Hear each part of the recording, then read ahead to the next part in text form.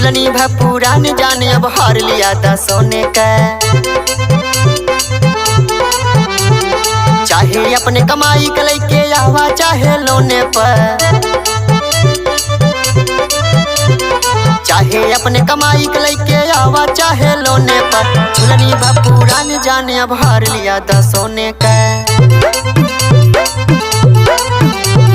झुलनी भपूरा ने जाने अब हार लिया था सोने का।